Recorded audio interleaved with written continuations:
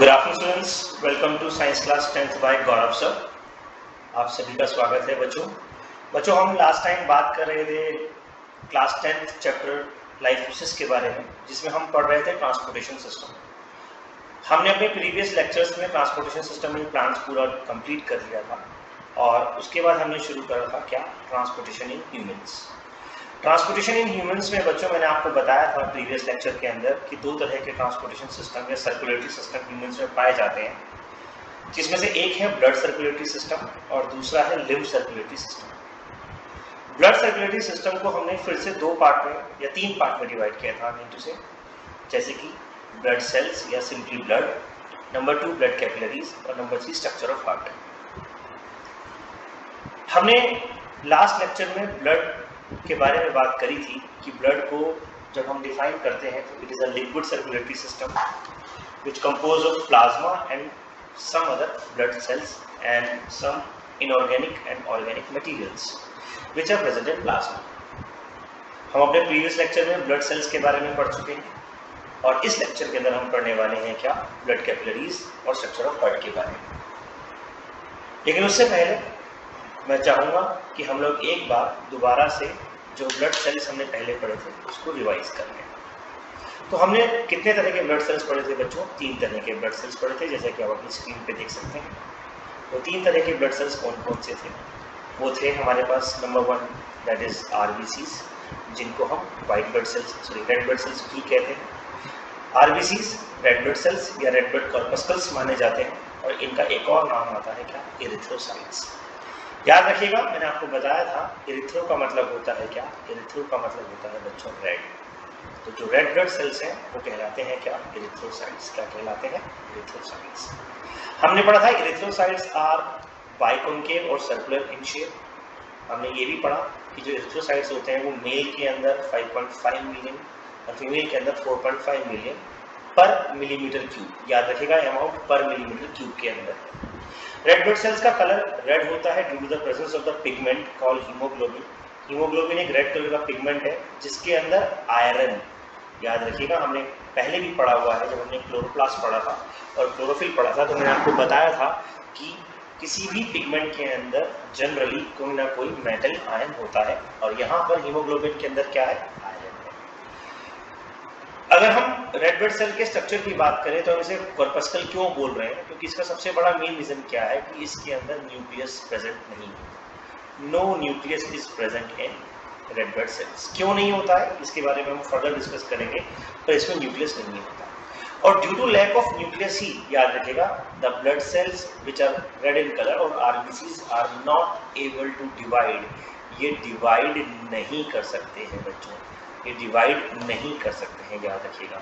तो जो RBCs हैं उनके अंदर सेल्फ डिवीजन या सेल्फ रिप्रोडक्शन कैपेबिलिटी नहीं होती है और एक RBC का लाइफ स्पैन होता है 120 डेज। याद रखिएगा बच्चों, सारे RBCs जब अपना लाइफ स्पैन पूरा कर लेते हैं तो वो जब वो डेड हो जाते हैं तो डेड कहाँ जाकर होते हैं, हमारे बॉडी में एक स्ट्रक्चर होता है, इसको हम बोलते हैं स्प्लीन या ग्रेवयार्ड ऑफ जो है बॉडी या रेड ब्लड सेल्स को माना जाता है।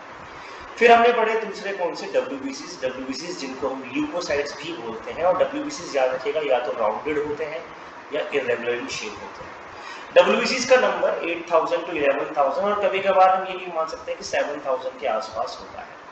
जब कभी किसी को, मैंने बताया था, इन्फेक्शन होता है या किसी को कोई प्रॉब्लम होती है तो WBCs का नंबर बढ़ जाता है। इसके अलावा WBCs कलरलेस या हम बोल सकते हैं वो वाइट इन कलर होते हैं। एक बहुत खास बात क्या है WBCs की, WBCs के अंदर सारे के सारे सेल ऑर्गेनेल्स होते हैं और इसके साथ साथ WBCs हमने ये भी देखा है कि ये कभी कभार मल्टी न्यूक्लिएटेड होते हैं। देखिए, जहाँ पर हमने बात करी थी RBCs के बारे में तो हमने कहा था कि RBCs जो होते हैं वो नॉन न्यूक्लिएटेड होते हैं, लेकिन अगर हम WBCs की बात करें तो WBCs are multi nucleated. WBCs are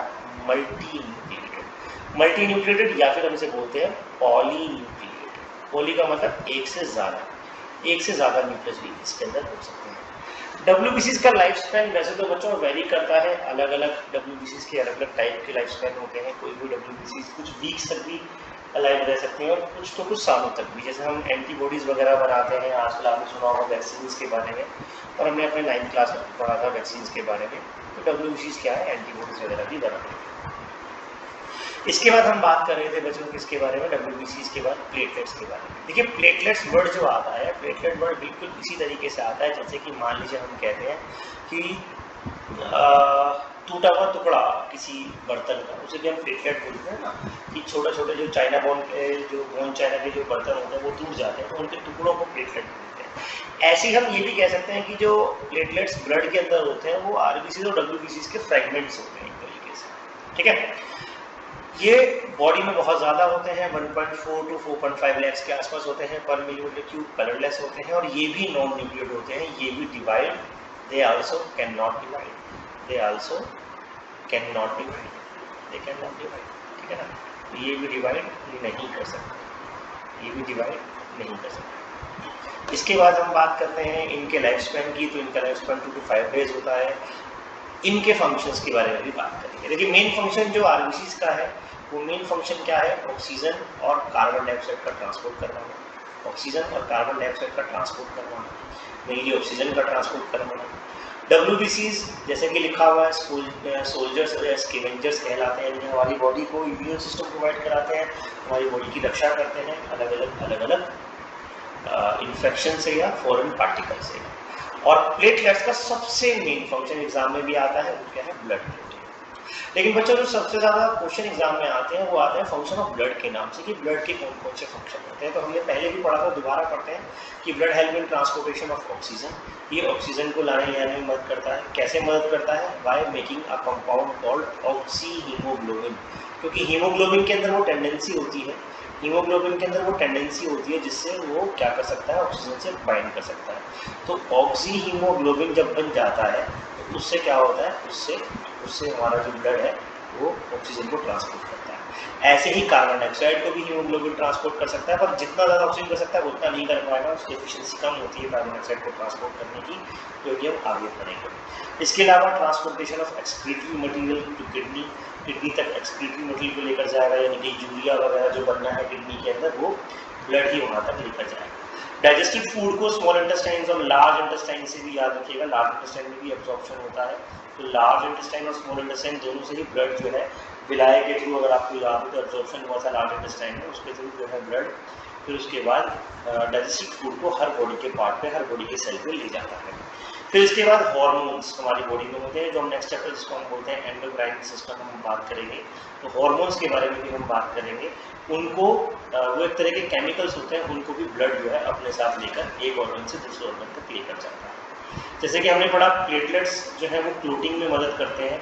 इसके अलावा अच्छा एक बात याद रखिएगा, सिर्फ प्लेटलेट्स नहीं होते हैं, इसके अलावा और भी बहुत सारे फैक्टर्स होते हैं। There are around 10 to 12 factors which help in clotting of blood in human beings, लेकिन platelets are one of the important factor. इसके अलावा मैंने आपको बताया था प्लाज्मा के अंदर कुछ प्रोटीन्स होते हैं, जैसे फाइब्रिनोजन प्रोटीन्स होते हैं, जैसे कि फाइब्रिनोजन प्रोटीन्स होते हैं, फाइब्रिनोजन या थ्रोम्बिन प्रोटीन्स होते हैं, ये भी ब्लड प्रोटीन में मदद करते हैं। लेकिन सबसे ज़्यादा एग्जाम में अगर क्वेश्चन आता है तो हम क्या बोलते हैं, सबसे पहले हम बोलेंगे प्लेटलेट्स। फिर उसके बाद हमारी बॉडी का टेम्परेचर मेंटेन करना भी किसका काम है, ब्लड का काम है। और बॉडी को हीलिंग करना भी किसका काम है, ब्लड का काम है, ब्लड सेल्स का काम है। टेम्परेचर पूरा ब्लड मेंटेन करता है, और हीलिंग में WBCs, RBCs, प्लेटलेट्स भी तीनों मिलकर काम करते हैं। तो ये हमारे पास क्या थे, ये हमारे पास था ब्लड, ब्लड के अंदर प्लाज्मा, ब्लड के अंदर प्लाज्मा और ब्लड सेल्स के बारे में हमने लास्ट लेक्चर में बात की थी। तो आगे बढ़ते हैं बच्चों, और अब हम बात करते हैं किसके बारे में, अब हम बात करते हैं अपने अगले टॉपिक के बारे में। दैट इज हमारा जो आज का अगला टॉपिक है वो कौन सा है, वो है बच्चों दैट इज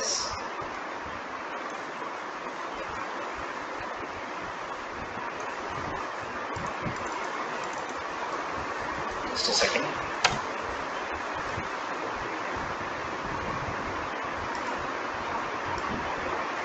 ब्लड कैपिलरीज। अब हम बात करने वाले हैं बच्चों किसके बारे में, ब्लड कैपिलरीज के बारे में। सबसे पहले कैपिलरीज वर्ड समझते हैं कि कैपिलरी वर्ड क्या होता है। देखिए कैपिलरी हम लोगों ने पहले भी पढ़ा हुआ है, 9th में भी मैंने आपको कैपिलरी के बारे में बहुत सारी बातें बताई थी, और 10th में भी हम इसके बारे में बात कर चुके हैं कि जब कभी कोई फाइन ट्यूब सिस्टम होता है, बहुत ही पतली ट्यूब का कोई सिस्टम होता है, फाइन ट्यूब सिस्टम होता है, तो उसे हम क्या कहते हैं, उसे हम कैपिलरी कहते हैं। ये फाइन ट्यूब सिस्टम करता क्या है?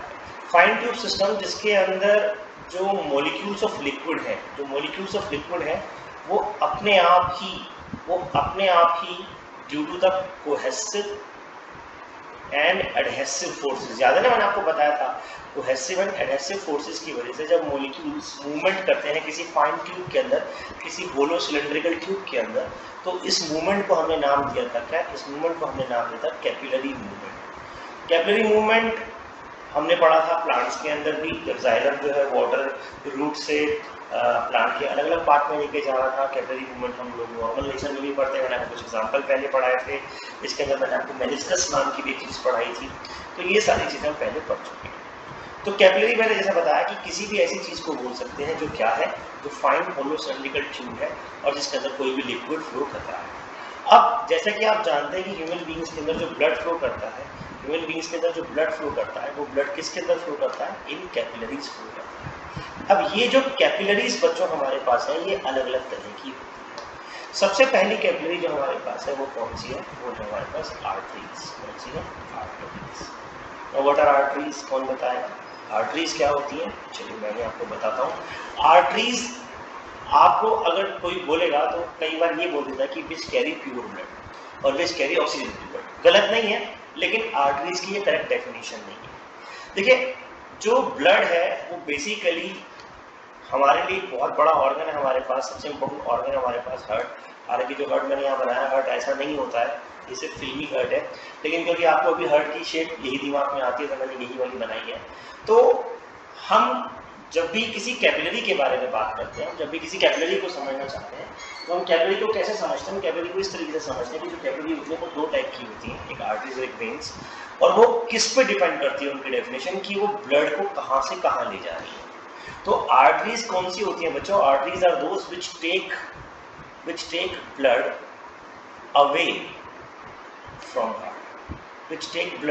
away from heart, जो ए से याद रखेगा, ए से आर्टरी और ए से ही याद करेगा क्या? ए से अवे। जो भी ब्लड कैपिलरी ब्लड को हार्ट से दूर लेके जाएगी, जो भी ब्लड कैपिलरी ब्लड को हार्ट से दूर लेके जाएगी, वो कहलाएगी आर्टरी। चाहे फिर वो ऑक्सीजनेटेड ब्लड लेकर जाए, चाहे फिर वो डीऑक्सीजनेटेड ब्लड लेकर जाए, चाहे फिर वो ऑक्सीजनेटेड ब्लड लेकर जाए, चाहे फिर वो डीऑक्सीजनेटेड ब्लड लेकर जाए, वो हमेशा क्या कहलाएगी? आर्टरी कहलाएगी। तो arteries are those which carry blood away from heart. Arteries are those which carry blood away from heart. ठीक है, ये तो हो गई एक सिंपल डेफिनेशन। जैसे कि लिखा हुआ, the vessels which carry blood away from heart to various body organs are called arteries। इसी तरीके से अगर हम बात करें वेन्स की, तो वेन्स क्या होती हैं? वेन्स वो कैपिलरीज होती हैं जो क्या करती हैं? जो ब्लड को टूवर्ड्स हार्ट लेकर जाती हैं, फिर चाहे वो ऑक्सीजनेटेड हो या डीऑक्सीजनेटेड हो। So they collect blood from different body parts से कहाँ लेकर जा रही हैं? इनटू द हार्ट लेकर जा रही हैं। डिफरेंट बॉडी पार्ट से कहाँ लेकर जा रही हैं? इनटू द हार्ट लेकर जा रही हैं। तो ये क्या कहलाएंगी बच्चों? ये कहलाएंगी वेन्स। क्या कहलाएंगी? Veins. So veins are those which carry blood to different body parts into the heart. ठीक है बच्चों, इसके बाद हम आगे बात करते हैं किसके बारे में? कैपिलरी वर्ड के बारे में। अब आप कहेंगे सर आर्टरी और वेन्स भी तो कैपिलरी है, तो फिर हमने कैपिलरी वर्ड अलग से क्यों लिखा? मैं बिल्कुल आपको समझाऊंगा कैपिलरी वर्ड अलग से क्यों लिखा। देखिए, मेन हमारी बॉडी में जो ब्लड वेसल्स हैं या जो ट्यूब्स हैं वो आर्टरीज और वेन्स हैं। आर्टरीज जो कि क्या करेंगी? ब्लड को अवे लेकर जाएंगी, और वेन्स क्या करेंगी? जो ब्लड को टूवर्ड्स लेकर आएंगी। लेकिन इसके अलावा इन वेन्स और आर्टरीज को आपस में जो जोड़ता है,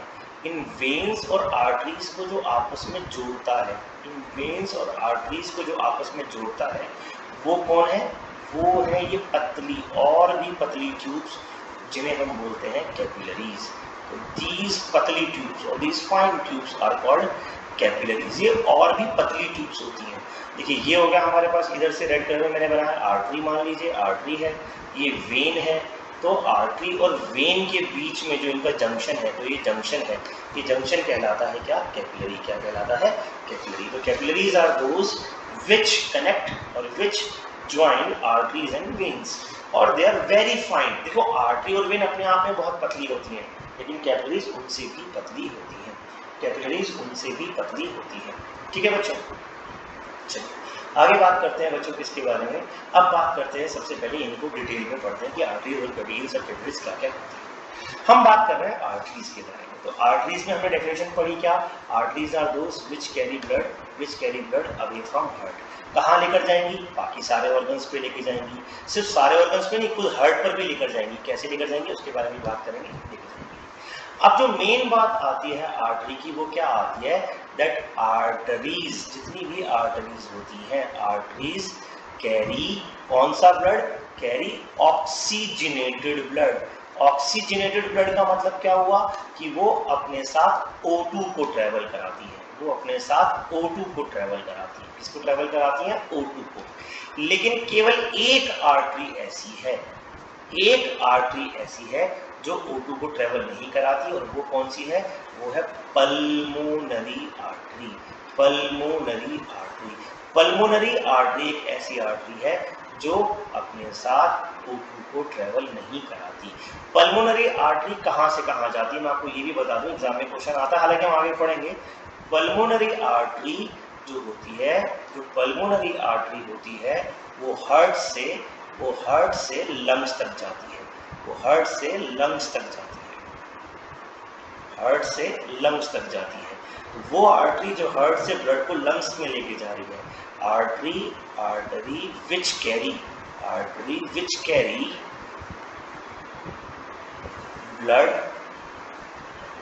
blood from heart to lungs.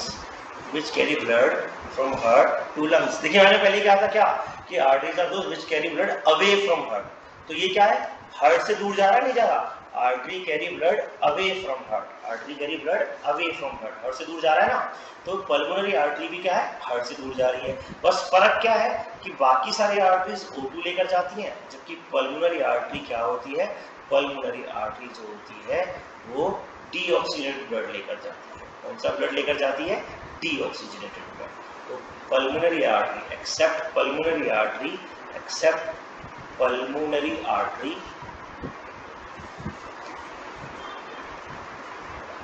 which carry blood from heart। कौन सा ब्लड? which carry कौन सा blood? which carry deoxygenated blood। Mind it, कौन सा?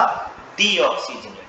तो ये अकेली आर्टरी है जो ऑक्सीजन की जगह डीऑक्सीजनेटेड ब्लड लेकर जाती है। डीऑक्सीजनेटेड ब्लड, डीऑक्सीजनेट बोल लो यार, CO2 वाला बोल लो। Deoxygenated blood from heart to lungs. कैसे, क्यों, इसके बारे में हम आगे बात करेंगे जब हम ट्रांसपोर्टेशन सिस्टम पढ़ेंगे। अभी हम ऑर्गन्स के बारे में और वेसल्स के बारे में बात करेंगे। ठीक है बच्चों, तो ये हो गया हमारे पास क्या? ये हो गया हमारे पास आर्टरी। फिर एक बात और कि जो आर्टरीज होती हैं उनके अंदर जो ब्लड फ्लो करता है वो बहुत हाई प्रेशर के साथ फ्लो करता है। जो ब्लड फ्लो करता है वो बहुत हाई प्रेशर के साथ फ्लो करता है। याद रखिएगा, जो आर्टरीज होती हैं उनमें जो ब्लड फ्लो करता है वो बहुत हाई प्रेशर के साथ करता है। किसके साथ करता है? हाई प्रेशर के साथ। ठीक है बच्चों, तो जो ब्लड फ्लो कर रहा है इसके साथ कर रहा है? हाई प्रेशर के साथ करता है। चलिए इसके बाद हम बात करते हैं किसके बारे में, क्या कि भैया हाई प्रेशर के साथ तो फ्लो कर ही रहा है, साथ साथ हमें क्या बात करनी है? साथ साथ हमें बात करनी है बच्चों किसके बारे में कि जो हमारा ब्लड फ्लो हो रहा है रैपिडली वो जर्क के साथ, यानी कि झटकों के साथ फ्लो होता है, बहुत ज़्यादा झटकों के साथ। अच्छा, क्यों होता है रैपिड और क्यों होता है हाई प्रेशर? क्योंकि याद रखिएगा जो आर्टरीज होती है ना, जो आर्टरीज होती हैं, आर्टरीज का ल्यूमेन हमने स्मॉल इंटेस्टाइन में पढ़ा था ना। आर्टरीज का जो ल्यूमेन होता है, आर्टरीज का जो ल्यूमेन होता है वो नैरो होता है, पतला होता है। आर्टरीज नैरो होती हैं, पतली होती हैं, जबकि जो वेन्स होती हैं उनका ल्यूमेन वाइड होता है, वेन्स का। और आर्टरीज का ल्यूमेन कैसा होता है? नैरो। अब अगर मान लो पाइप पतला है पाइप पतला है तो प्रेशर भी ज़्यादा होगा, और प्रेशर ज़्यादा होगा तो जैसे हमने ज़्यादा प्रेशर में पानी छोड़ते हैं वो कैसे आता है, झटके के साथ आता है, नहीं आता, तो झटके के साथ आता है। ठीक है, अब एक वर्ड मैंने आपको पहले भी पढ़ाया हुआ है, semi lunar wall. What is semi lunar wall? ये वो होती हैं ढक्कन टाइप के स्ट्रक्चर्स होते हैं या कैप टाइप के स्ट्रक्चर्स होते हैं जो किसी भी फ्लो को रोकते हैं, बैक फ्लो को रोकते हैं।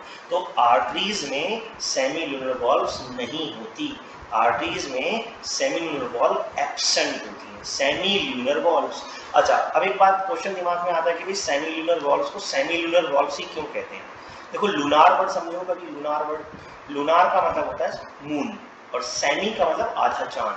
तो इनकी जो शेप होती है ना बच्चों, वो आधे चांद जैसी होती है। कैसी होती है? आधे चांद जैसी। ये कहलाते हैं क्या? ये कहलाते हैं सेमी ल्यूनर वॉल्व्स। ये कहलाते हैं क्या? Semi lunar valves. ठीक है, आती है बात समझ में?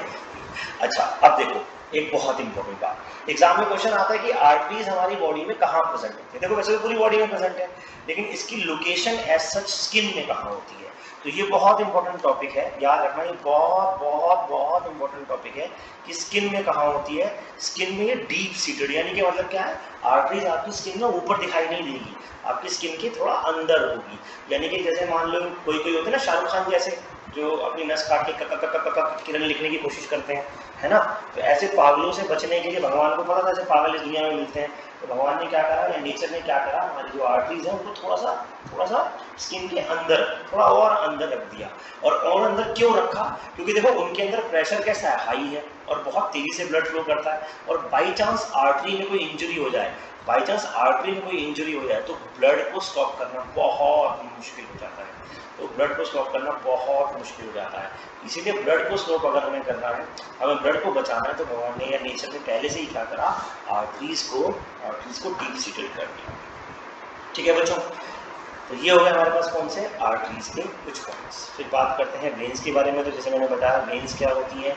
वेन्स वो होती हैं जो ब्लड को कहाँ लेकर जाती हैं, टूवर्ड्स हार्ट। बाकी सारे ऑर्गन, बॉडी ऑर्गन से कहाँ लेकर जाती हैं, टूवर्ड्स हार्ट। जनरली वेन्स कौन सी होती हैं? Veins are those which carry deoxygenated blood. Deoxygenated blood केवल एक वेन है, एक्सेप्ट, यहाँ पर भी एक एक्सेप्शन है, एक्सेप्ट कौन सी वेन, एक्सेप्ट पल्मोनरी वेन। तो जहां पर भी वर्ड पल्मोनरी आ गया समझ लो एक्सेप्शन वाला केस है। Pulmonary vein which carry oxygenated blood, यानी कि इसमें ऑक्सीजन होता है, which carry oxygenated blood, which carry oxygenated blood, इनके अंदर ऑक्सीजिनेटेड ब्लड होता है। ठीक है बच्चों, विच कैरी ऑक्सीजिनेटेड ब्लड। अब ये बिल्कुल उल्टा होते हैं किससे, आर्टरी से। इनके अंदर जो प्रेशर है वो प्रेशर कम होता है। प्रेशर कम क्यों होता है, प्रेशर लो क्यों है इनका? क्योंकि इनका ल्यूमेन वाइड है, क्योंकि इनका ल्यूमेन जो है वो वाइड है। इनका जो ल्यूमेन है वो वेन्स का कैसा है, वाइड है। और ये कैसी होती हैं, इनके अंदर ढक्कन यानी कि जो सेमी ल्यूनर वॉल्व्स हैं वो प्रेजेंट होते हैं, ढक्कन प्रेजेंट होते हैं। और ये आराम से इनका ब्लड फ्लो करता है स्मूथली। क्यों? क्योंकि भैया इनमें तो कोई जर्क होना नहीं, प्रेशर पड़ना नहीं। और जो आप अपनी स्किन में ऊपर हरे हरे रंग की, अगर आप अपनी स्किन में, हाथों में, पैरों में देखोगे ना, बाहों में जहाँ से ब्लड निकालते हैं डॉक्टर वगैरह या जो टेस्ट करने वाले होते हैं, तो आप देखोगे कि वो जो हरे हरे रंग की आपकी नसें आ रही है ना, हम कहते हैं ना कि वहाँ से खून निकल रहा है, तो वो क्या है, वो ग्रीन से कलर की जो दिखती हैं, ब्लूइश कलर की जो दिखती हैं, वो कैसी हैं, वो वेन्स हैं। ठीक है, तो ये हो गई वेन्स के बारे में। तो बिल्कुल जस्ट उनका अपोजिट है जिनका, आर्टरीज का। अब इसके बाद जैसे मैंने बताया कि आर्टरीज और वेन्स को जो आपस में जोड़ रही हैं, जो आर्टरीज और वेन्स को आपस में जोड़ रही हैं वो क्या है, वो ब्लड कैपिलरीज हैं, पतली पतली ब्लड कैपिलरीज हैं, ब्लड कैपिलरीज हैं। और ये ब्लड कैपिलरीज क्या करती हैं समझते हैं। तो ये blood capillaries are from arterioles and venules. अच्छा, अब ये नए वर्ड आ गए हमारे पास, आर्टरियोल्स और वेन्यूल्स। तो जो आर्टरीज होती है ना, उनका जो पतला स्ट्रक्चर होता है आर्टरीज का, आर्टरीज के अंदर और छोटी छोटी आर्टरियोल्स होती हैं, और छोटी छोटी आर्टरियोल्स होती हैं। तो ये छोटी छोटी आर्टरियोल्स उनसे भी पतली क्या कहलाती हैं, वेन्स कहलाती हैं। उनसे भी पतली क्या कहलाती हैं, वेन्स कहलाती हैं। वेन्स कह रहा हूँ मैं, उनसे भी पतली क्या कहलाती हैं, कैपिलरीज कहलाती हैं। तो ब्लड फ्लो फ्रॉम ये जो हो गई है ना, तो ये जो ग्रीन पार्ट मैंने बनाया है यहाँ पर, ये क्या है, कैपिलरीज है। इनके अंदर दोनों तरह का ब्लड जाएगा क्योंकि तो दोनों को मिक्स कर रहे हैं एक तरीके से। इनके अंदर दोनों तरह का ब्लड मिलता है और इनके अंदर बहुत ना के बराबर प्रेशर होता है। तो कैपिलरीज जो होती हैं, capillaries contain both oxygenated and deoxygenated blood. Capillaries contain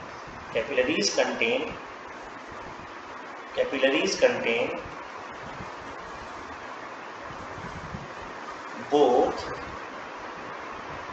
oxygenated and deoxygenated blood. Capillaries contain both oxygenated and deoxygenated blood. ठीक है ना। और इनके अंदर कोई जर्क नहीं होता, इनके अंदर वॉल्व्स नहीं होते, इनके अंदर सेमिनल वॉल्व्स नहीं होते, इनका ल्यूमेन बहुत पतला होता है। और ये क्या करते हैं, नेटवर्क टाइप का स्ट्रक्चर बनाती है। क्या करते हैं, नेटवर्क टाइप का स्ट्रक्चर बनाती है। मैं कोशिश करता हूँ आपको स्ट्रक्चर दिखाने की, अगर मुझे मिलता है तो। ये क्या करती है, ये नेटवर्क टाइप का स्ट्रक्चर बनाती है। अगर आप इस फिगर में ध्यान से देखेंगे तो इस फिगर में आपको शायद ये देखिए, ये जो स्ट्रक्चर है, उस फिगर के बारे में आगे भी बात करने वाले हैं अभी, पर फिलहाल ये कैपिलरीज ऑफ जो अलग अलग टाइप की कैपिलरीज आपस में मिक्स हो रही हैं, आर्टरीज और वेन्स से जो कैपिलरीज मिक्स हो रही हैं, ये कैपिलरीज है। ठीक है ना। ये जो पूरा सिस्टम है, ये पूरा का पूरा जो सिस्टम है ना बच्चों, ये सिस्टम क्या कहलाता है, ये कैपिलरीज है। ठीक है, तो ये क्या हो गई, ये कैपिलरीज है। तो इस तरीके से हमारी बॉडी में तीन टाइप की कैपिलरीज मिलती है। कौन कौन सी तीन टाइप की कैपिलरीज मिलती हैं बच्चों, एक आर्टरीज, एक वेन्स और एक कैपिलरीज। आर्टरीज, वेन्स और कैपिलरीज, आर्टरीज, वेन्स और कैपिलरीज। तो इनको आप स्टडी करेंगे, इनको आप नोट करेंगे। अब हम अपने अगले लेक्चर में पढ़ेंगे क्या, स्ट्रक्चर ऑफ हार्ट। आज का लेक्चर यही खत्म हो गया। आई होप आपको समझ में आया होगा।